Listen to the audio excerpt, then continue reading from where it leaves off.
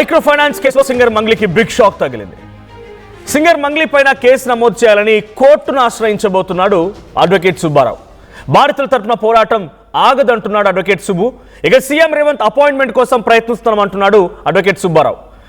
నిందితులకి CM appointment దొరుకుతుంది, కానీ బాధితులకి అవకాశం దొరకడం లేదని చెప్పి అడ్వకేట్ అంటున్నారు. మైక్రో ఫైనాన్స్ కేసులో మధు బెయిల్ రిజెక్ట్ అయింది. అయితే బెయిల్ రిజెక్ట్ చేసినటువంటి ఎకనామిక్స్ అఫెన్స్ కోర్టు మంగ్లీపై జనసేన నేత సంపత్ నాయక్ కూడా మండిపడుతున్నారు. బాధితులకి అండగా ఉంటామని మంగ్లీ బెంగళూరులో ఉంది అని చెప్పి సంపత్ అంటున్నారు. ఇప్పటివరకు బాధితుల తరపున ఎందుకు మాట్లాడలేదు అని చెప్పి క్వశ్చన్ చేస్తున్నారు. బాధితులు చనిపోతున్నా మంగ్లీకి ఎందుకు సైలెంట్ గా ఉంది అని సంపత్ నాయక్ అంటున్నారు. సో ప్రజెంట్ సుబ్బారావు మాట్లాడుతున్న మాట ఏంటంటే సీఎం దగ్గర నిందితులకి తప్పు చేసిన వాళ్ళకి అపాయింట్మెంట్ దొరుకుతుంది, కానీ బాధితులకు మాత్రం అపాయింట్మెంట్ దొరకడం లేదు.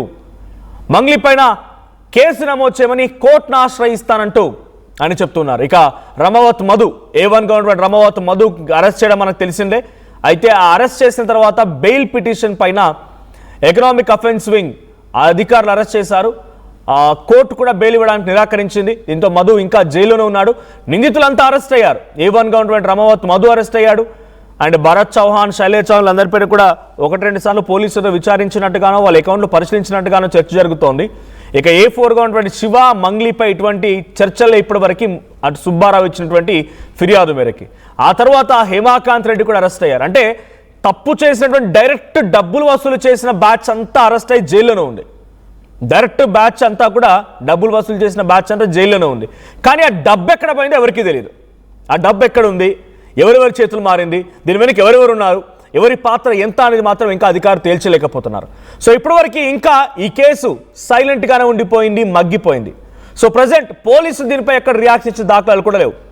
మంగ్లీ పైన ఆరోపణలు వినిపిస్తున్నటువంటి ప్రధానమైనటువంటి మైక్రో ఫైనాన్స్ కేసులో నిందితులందరినీ అరెస్ట్ చేసిన డబ్బు ఎక్కడ పోయిందని మాత్రం పోలీసులు తేల్చలేకపోతున్నారు. ఇక సుబ్బు ఇచ్చిన ఫిర్యాదు మేరకి A4 శివ అండ్ మంగ్లీ పైన ఇప్పటివరకు పోలీసు ఎటువంటి చర్యలు లేవనేది సుబ్బు చెప్తున్నమాట. సో దానికే కోర్టును ఆశ్రయిస్తాను, కోర్టు దగ్గరికి వెళ్ళి మంగ్లీపై కేసు నమోదు చేయమని నేను రిక్వెస్ట్ చేస్తాను అని చెప్పి సుబ్బు అంటున్నారు. ఒకసారి సుబ్బు ఏం మాట్లాడారో చూద్దాం. లేదు, ఖచ్చితంగా తప్పు చేసిన వాళ్ళందరినీ కూడా కోర్టులో నిలబెడతాం. తప్పకుండా బాధితులకు న్యాయం జరిగి. అందరికీ నమస్కారం అండి. నేను మీ హైకోర్టు అడ్వకేట్ సుబ్బుని మాట్లాడుతున్నా. అందరూ అడుగుతున్నారు, సార్ ఏమైంది, మంగ్లీ కేసు ఏమైంది సార్, మంగ్లీ గారి కేసు ఏమైంది సార్ అని చెప్పేసి.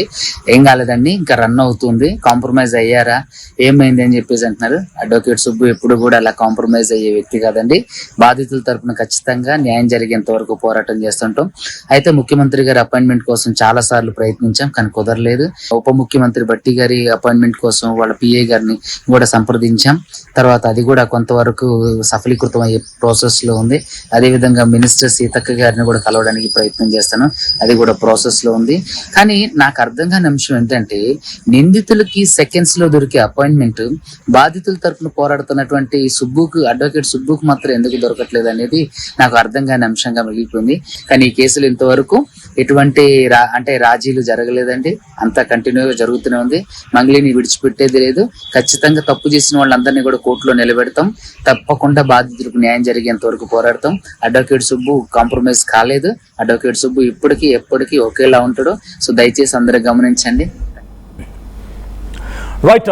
సో ఇది సుబ్బు మాట్లాడుతోంది. కాంప్రమైజ్ అయ్యారా అని చెప్పి నా మీద చాలా మంది అనుమానం వ్యక్తం చేస్తున్నారు. ఎక్కడ కాంప్రమైజ్ లేదు. చాలా మంది సీతక్ అపాయింట్మెంట్ కోరాను, సీఎం అపాయింట్మెంట్ కోరాను, డిప్యూటీ సీఎం అపాయింట్మెంట్ కోరాను అని చెప్తున్నారు. ఏదేమైనా ఈ స్కామ్లో మొత్తంగా బాధితులు ఉంది గిరిజన వర్గాలు, అట్ ది సేమ్ టైం ఎస్టీలే, బంజారా, గిరిజన ఆ సామాజిక వర్గాలకు సంబంధించిన వాళ్ళే. కొన్ని కోట్ల రూపాయలు అందరికీ అధిక వడ్డీ ఆశ చూపించి చాలా భయంకరంగా వారి దగ్గర నుంచి డబ్బులు వసూలు చేసి ఈ రకంగా మొత్తాన్ని టోపీ పెట్టి పరారైపోయారు. అసలు ఏం జరిగిందో తెలియదు, ఆ డబ్బు ఎక్కడికి పోయిందో తెలియదు. దీని వెనుక కేవలం మధు ఉన్నాడా, మధు ఇంకెవరికైనా ఈ డబ్బులు పంపించాడా? ఆ మధ్య ఏదో మంగ్లీ అకౌంట్కి కూడా డబ్బులు ట్రాన్స్ఫర్ అయ్యాయి, మంగ్లీ తమ్ముడి అకౌంట్కి డబ్బులు ట్రాన్స్ఫర్ అయ్యే రకం కూడా చర్చ జరిగింది. మరి ఇవన్నీ బయట పెట్టాల్సిన పోలీసులే సైలెంట్గా ఆ బంజారాల్ని, ఆ గిరిజనులందరినీ కూడా చోద్యం చూస్తున్నట్టుగా చూస్తున్నారు. ఇంత పెద్ద ఒక భారీ కుంభకోణం, కొన్ని 100 కోట్లు అని చెప్పి సాక్షాత్తు RTV లైవ్ డిబేట్లోనే చాలామంది బాధితులు పార్టిసిపేట్ చేసి చెప్పిన పరిస్థితి ఆ గ్రామాలకు సంబంధించి. సో ఇంత పెద్ద మొత్తంలో జరిగిన ఎకనామిక్ అఫెన్స్ వింగ్ ఇప్పటివరకు ₹1 కూడా బయట తీసుకురాలేకపోయిందా? ఇదే క్వశ్చన్స్ ఇప్పుడు రేజ్ అవుతూ ఉన్నాయి. మా ప్రతినిధి క్రైమ్ శ్రేణి రిపోర్టర్ ఇనారెడ్డి సిద్ధంగా ఉన్నారు. ఇనారెడ్డి, ఏంటి మంగ్లీ ఆరోపణలు ఎదుర్కొన్నటువంటి మైక్రో ఫైనాన్స్ కేసులో ఇప్పుడు అడ్వకేట్ సుబ్బు కోర్టును ఆశ్రయించబోతూ ఉన్నారు. So economic wing, offence wing ఇప్పటికే ఎవరైతే డైరెక్ట్గా ఈ డబ్బులు వసూలు చేసిన బ్యాచ్ ఉందో, దాంట్లో హిమాకాంత్ రెడ్డి కానీ, మధువే కానీ, ఇంకొక శివకుమారే కానీ అందరినీ కూడా అదుపులోకి తీసుకున్నారు పోలీసు, రిమాండ్కి తరలించారు, విచారిస్తున్నారు, అన్నీ జరుగుతూనే ఉన్నాయి. కానీ ఇప్పటివరకు ఒక్క రూపాయికి సంబంధించిన విషయం కూడా బయటకు రాలేదు. దీంట్లో ఆరోపణలు ఎదుర్కొంటూ సుబ్బు ఇచ్చిన కంప్లైంట్ ఆధారితంగా ఎఫ్ఐఆర్ నమోదు చేసిన నేపథ్యంలో A4, A5గా మంగ్లీ అండ్ మంగ్లీ తమ్ముడు కూడా ఉన్నారు. సో ఇప్పుడు వాళ్ళపై ఎటువంటి చర్యలు ఉండబోతున్నాయి, ఏమైనా అప్డేట్ ఉందా ఈ కేసు పైన ఇంకా? ఎస్ మనోజ్, ప్రస్తుతం అయితే మాత్రం ఎప్పుడైతే ఈ భగీరథ కేసు వచ్చిన తర్వాత మంగళ కేసు విషయంలో ఏం జరుగుతుందా అని చెప్పేసి అది కూడా మనం గమనిస్తే దాదాపుగా 100 కోట్లకు పైబడిన ఈ స్కామ్ లో అందరూ కూడా చాలా పెద్ద ఎత్తున బాధితులు ఉన్న నేపథ్యంలో ఎకనామిక్స్ ఆఫీసింగ్ కూడా చాలా తీవ్రంగా ఈ విషయం మీద చాలా సీరియస్ గా ఎంక్వైరీ అయితే కొనసాగిస్తా ఉంది. దీంట్లో మధుకు సంబంధించి కావచ్చు, మిగతా వాళ్లకు బెయిల్ రాకుండా కూడా అప్డేట్ చేసి బెయిల్ రాకుండా చేయడం జరిగింది. దీని మీద ఇలాంటి అంటే ఇన్వెస్టిగేషన్ సీరియస్ గా జరుగుతున్న క్రమంలో ఎట్టి పరిస్థితుల్లో కూడా ఆ బెయిల్ ఇవ్వడానికి నిరాకరించిన కోర్టు. ఇదే నేపథ్యంలో మరోవైపున ఈ కేసులో అడ్వకేట్ గా ఉన్న సుబ్బు కూడా ఇది వెకేషన్ టైం కాబట్టి తర్వాత హైకోర్టులో నేను పిటిషన్ దాఖలు చేస్తాను, దీంట్లో అంటే బాధితులందరూ కూడా మంగ్లీ ఇన్వాల్వ్మెంట్ ఉంది, మంగ్లీకి సంబంధించి ఆమె ఉంది కాబట్టే మేము చాలా మంది డబ్బులు కట్టాము, తర్వాత మంగ్లీ తమ్ముడు కూడా మేమున్నాము మీకు ఏం లేదన్న భరోసా ఇవ్వడం జరుగుతా ఉంది. ఇదే కాకుండా చాలా నాటకీయ పరిణామాల మధ్య ఎంతప్పటికీ ఆ సుబ్బు మీద ఆరోపణలు చేస్తుంది కానీ బాధితుల తరపున నిలబడతాను, బాధితులు నాకు ఇంపార్టెంట్, నా జాతి అని చెప్పేసి చెప్పుకుంటున్న మంగ్లీ ఇప్పుడు కూడా వాళ్ళు కలిసే ప్రయత్నం చేయలేదు.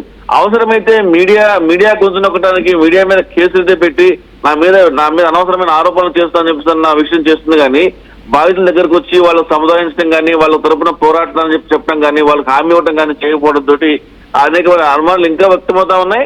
బాధితులతో మనం మాట్లాడాం, చాలా మందితో మాట్లాడిన నేపథ్యంలో కూడా మాకు న్యాయం జరుగుతుందని చెప్పిన ఆశాభావం వ్యక్తం చేస్తున్నాం కానీ మాకు ఎవరు కూడా సపోర్ట్ చేయడం లేదని చెప్పిన నేపథ్యంలో సుబ్బుతో మాట్లాడినప్పుడు దీని మీద మంగ్లీ మీద అంటే దీంట్లో రకరకాలైన ఆరోపణలు వస్తున్నాయి కాబట్టి వెకేషన్ కోర్ట్ తర్వాత ఖచ్చితంగా నేను హైకోర్టును ఆశ్రయిస్తాను, కేసు నమోదు చేయమని చెప్పేసి తర్వాత దీని మీద ఇన్వెస్టిగేషన్ చాలా స్పీడ్ గా నడవాలి. ఇలాగా జరిగితే మాత్రం చాలా మంది బాధితులు అటు సంపత్ నాయక్ కూడా దీనిపైన అటు గ్రామాలకు వెళ్ళడం కానీ ఆ బాధితులతో పలుమార్లు ప్రెస్ మీట్లు పెట్టడం కానీ మంగ్లీ పైన అనేక రకాల ఆరోపణలు చేసుకొచ్చారు. ఒకసారి సంపత్ నాయక్ ఏం మాట్లాడారు చూద్దాం. ఐ కంటిన్యూ విత్ యూ, ఒకసారి హోల్డ్ లో ఉండండి. ఇప్పుడు మంచిగా బెంగళూరులో పోయి పాటలు పాడుకుంటుంటారు, లేకపోతే తెలుగు రాష్ట్రాలలో లేదు. నేను వాళ్ళకు కూడా చెప్తున్నాను, మీరు ఇప్పటి వరకైనా మీరు బాధితులకు అండగా ఉంటా అన్న మంగ్లీ మేము ఇన్ని రోజుల నుంచి చూస్తున్నాం. బాధితులకు అండగా ఉండడం దేవుడికి ఎరగని పోయి బెంగళూరులో పోయి పాటలు పాడుకుంటుంది. సంతోషం, వెళ్ళండి పాటలు పాడుకోండి, కానీ బాధితుల తరపు నుంచి నిలబడాలి కదా నువ్వు. పోనీ బాధితులు అరే లాయర్కు ఇన్ని రోజులు మేము కష్టపడి మీ తరపు నుంచి నిలబడ్డాం, మీరు స్వతహాగా లాయర్లను పెట్టుకోండి అని మేము ఆల్రెడీ ఒక గ్రూప్ కూడా క్రియేట్ చేసినాం. ఇండివిజువల్ కేసులు వేసుకోండి అంటే వాళ్ళు ఈవోడబ్ల్యూకి వెళ్తే అక్కడ కేసులు తీసుకోలేదు. సో మేము త్రూ లాయర్ ద్వారానే దట్టు వీళ్ళకు ఇప్పుడు ఏంటంటే ఇది కూడా లాయర్ కూడా ఉచితంగా రావాలి వీళ్ళకు బాధితులకు. సో అందుకని చెప్పేసి లాయర్ని కూడా మేము మాట్లాడడం జరుగుతుంది. కొద్ది రోజుల్లోనే మీకు పూర్తి వివరాలు కూడా ఇస్తానని తెలియజేసుకుంటూ నేను మీ సంపత్ నాయక్ని డెఫినెట్లీ ఎక్కడ తగ్గేది లేదు, మీకోసం ప్రజల కోసం. వాటిని సంపత్ నాయక్ మాట్లాడుతున్నమాట. సో ఇన్నారెడ్డి ఇప్పుడు తనేంటి బెంగళూరులో ఉంది, పారిపోయింది అనే రకంగా సంపత్ నాయక్ అంటూ ఉన్నారు. నిజమేనా? అంటే ఈ రకమైన చర్చ ఆ బాధితుల్లో కూడా ఉందా? ఖచ్చితంగా మనోజ్, అంటే ఆమె హామీ ఇవ్వడం జరిగింది, తర్వాత ఆమెను చూస్తే డబ్బులు కట్టామని చెప్పేసి నెత్తిడూరు బాదుకుంటున్న పేద బలహీన వర్గాలకు చెందిన ప్రజలు మాట్లాడిన నేపథ్యం మనం చూసాము, వాళ్ళ ఆవేదన కూడా మనం చూసాము. అయినప్పటికీ కూడా ఏ మాత్రం లెక్క చేయకుండా ఆమె తన పని తను తీసుకుంటూ పోతూనే ఉంది, పాటలు పాడుతూనే ఉంది. తర్వాత ఆమె ఎక్కడా కూడా బాధితుల తరపున మాట్లాడే ప్రయత్నం కానీ బాధితులతో కలిసే ప్రయత్నం కానీ తన జాతి బిడ్డలు ఏ రకంగా మోసపోయారో అని చెప్పని ఇంత భారీ ఎత్తున ఆరోపణలు ఎదుర్కొంటున్నా కూడా ఎక్కడా కూడా వాళ్ళు కలిసే ప్రయత్నం చేయలేదు. ఇదే కాకుండా మనోజ్ చాలాసార్లు మనం చెప్పుకున్నాం, ఇంత జరుగుతున్నా మధు మీద మంగ్లీ ఎందుకు కేసు పెట్టలేదు, ఎందుకని ఆమె మధు ఎంతప్పటికీ అడ్వకేట్ సుబ్బారావు మీద కేసు పెడుతుంది, లేకపోతే అవసరమైతే మీడియా మీద కూడా కేసులు పెడుతుంది, కానీ మధు మీద అంటే తన జాతి వాళ్ళను తన పేరు చెప్పి మోసం చేసినప్పుడు మనోజ్ మనం విషయం చాలా లాజికల్ గా గమనిస్తే ఎవరైనా సరే నీ పేరుతో నా పేరుతో కనుక ఎవరైనా ఏదైనా ఇష్యూ చేస్తే మనం ఖచ్చితంగా పోయి పోరాడతాం, నా పేరు ఎందుకు వాడుకున్నావు అని చెప్పని ఖచ్చితంగా కేసు పెడతాం. ఇది చాలా సింపుల్ లాజిక్. అయినప్పటికీ కూడా ఏ మాత్రం ఆ మధు మీద కేసు పెట్టకుండా మీడియా మీద కేసు పెట్టేసింది. తర్వాత దీని మీద ఫైట్ చేస్తున్న సుబ్బారావుకి సపోర్ట్ ఇవ్వాలా, మోరల్ సపోర్ట్ ఇవ్వాలా.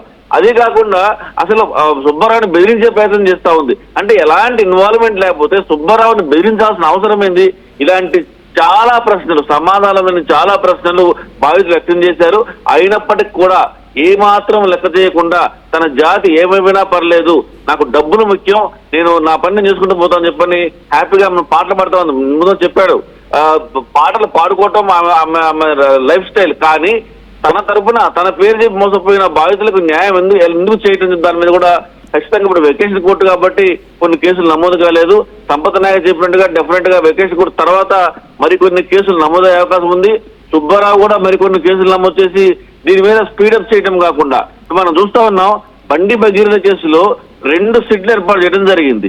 మరి ఇంతమంది బాధితులు ఉన్నప్పుడు దీంట్లో ఇంకా సీరియస్నెస్ కనుక రావాలంటే పోలీసు సీనియర్ అధికారులతో పాటు ఒక సిట్ ఏర్పాటు చేయడం కానీ, ఒక ఇన్వెస్టిగేషన్ టీం ఏర్పాటు చేయడం కానీ చేస్తే. పోలీసు నిర్లక్ష్యం చేస్తున్నారు ఈ కేసు విషయంలో. అందరూ కూడా బంజారాలే, అందరూ యూనిటీగా లేరు, వారంతా చెట్టుకొకరు పుట్టుకొకరులా ఉండిపోయారు, పెద్దగా ఫైట్ చేసే నాలెడ్జ్ కూడా లేదు, అంతా అజ్ఞానులు, ఇల్లిటరేట్స్ అనే రకంగా పోలీసు కూడా సైలెంట్ అయిపోతున్నారు. ఎందుకంటే నిందితులంతా పోలీసుల చేతిలోనే ఉన్నారు. కొన్ని కోట్ల రూపాయలు దండుకున్నటువంటి ఆ వ్యక్తులు, అది హేమాకాంత్ రెడ్డి పేరు ప్రధానంగా కొంతమంది బాధితులు చెప్తున్నా, మధు పేరు అందరూ చెప్తున్నా, వీళ్ళంతా ఉంది పోలీసుల చేతిలోనే కదా. ఒక్క రూపాయి తీయలేకపోయారు. ఈ ట్రాన్సాక్షన్స్ ఎక్కడ పోయాయి, ఈ డబ్బులను ఎక్కడి నుంచి వచ్చాయి, ఏం చేశారు, ఇవన్నీ ఏం చూపించలేకపోతున్నారు. ఇంతవరకు ఎటువంటి ఇన్వెస్టిగేషన్ సాగింది ఈనారెడ్డి? మనోజ్, మనం చూసాం ఎకనామిక్ అఫెన్స్ డీసీపీ ముత్యం రెడ్డి గారితో మనం మాట్లాడడం జరిగింది. ఇన్వెస్టిగేషన్ మాత్రం సీరియస్ గా జరుగుతుంది. అంటే మీడియాలో హైలైట్ అవ్వట్లేదు కానీ పోలీసులు మాత్రం తమ పని తీసుకుంటూ పోతూనే ఉన్నారు. దీంట్లో చాలా కీలకమైన విషయాలు అయితే మేము రాబట్టగలిగాము. తర్వాత ట్రాన్సాక్షన్ సంబంధించి అంటే ఎకనామిక్ అఫెన్స్ అనేది ఆర్థిక పరమైన అంశాలను ఆధారంగా చేసుకొని ఇన్వెస్టిగేషన్ చేస్తా ఉంది.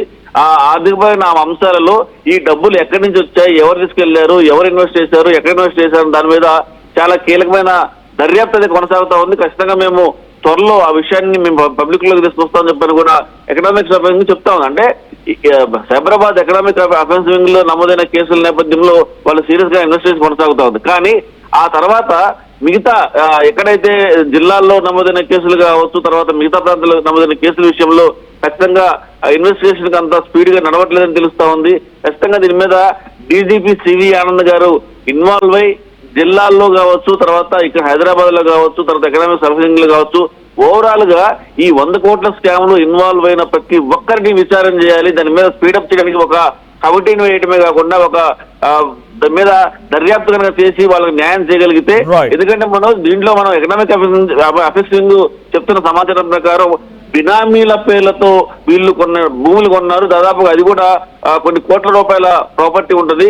దాన్ని కనుక సీజ్ చేసి అఫీషియల్ గా కనుక పబ్లిక్ కి ఇవ్వగలిగితే చాలా వరకు పబ్లిక్ సేవ్ అయ్యే అవకాశం ఉందన్న విషయాన్ని కూడా మనం ఎకనామిక్ అఫెక్సింగ్ ముత్యం రెడ్డితో మాట్లాడినప్పుడు ఆయన మనకు స్పష్టం చేయడం జరుగుతూ ఉంది.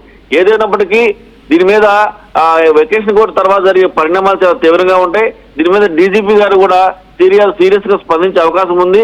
మరి సుబ్బారావు కూడా నేను ముఖ్యమంత్రి గారిని కలుస్తాను, దీని మీద పూర్తి స్థాయిలో న్యాయం జరగాలంటే మాత్రం ఖచ్చితంగా కొన్ని కేసులు నమోదు చేయాల్సిన అవసరం ఉంది.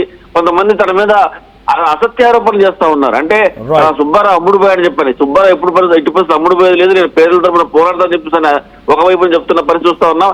ఏదైనప్పటికీ వెకేషన్ తర్వాత చాలా విషయాలు బయటకు వచ్చే అవకాశం ఉంది. మరి ఇప్పుడు నన్ను ఎవరు పట్టించుకోవట్లేదు మీడియా అని చెప్పేసి మంగళి ఏమైతే అనుకుంటుందో, మీడియా ఎప్పుడు నిద్రపోదు, ఖచ్చితంగా ప్రజల తరపున పోరాటానికి సిద్ధంగా ఉంటుందని చెప్పి మనం చెప్పుకోవచ్చు. ప్రధానంగా చూస్తే ఈ విషయంలో ఇంతవరకు కూడా ఆమె స్పందన లేదు.